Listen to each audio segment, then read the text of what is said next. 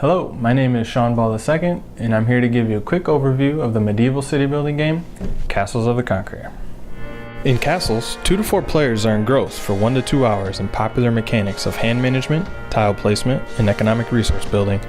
Players assume the role of tenants-in-chief appointed by King William the Conqueror to build and fortify a castle in his or her manor to earn his favor. In front of you is the initial setup of a 4-player game. Each player is handed similar components. Each building tile and artisan card is unique, but each player has the same.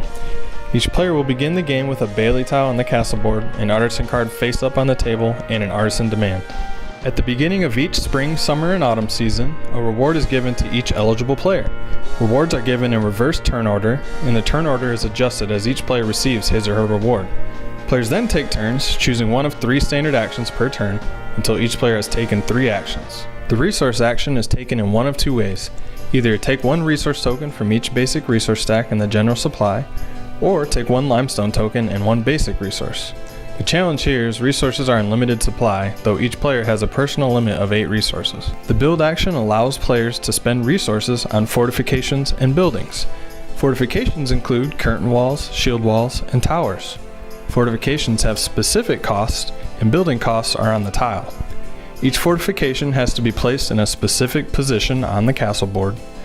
Buildings must be placed in an open space orthogonally adjacent to a pre-existing building tile with at least one side supported by a fortification. Players earn a bonus artisan demand when a building symbol matches the artisan demand symbol on the player board where built. The higher action allows the player to play an artisan card from his or her hand to the table. Artisans have abilities that either trigger at the beginning or end of a season, or that are one-time uses. Artisans have a distinct class and tier. An artisan is only eligible to be hired when 2 requirements are met. Buildings either exist on the player's castle board that match the artisan's required buildings, and an open position is available in the artisan pyramid for the corresponding artisan's tier. Tier 1 artisans always have an open position in the pyramid because they are placed in the bottom row. Each Tier 2 artisan requires a position centered above 2 Tier 1 artisans, and so on and so forth. At the beginning of winter season, players take turns receiving a reward for end-of-year objectives. After objective rewards are received, players are required to fulfill artisan demands.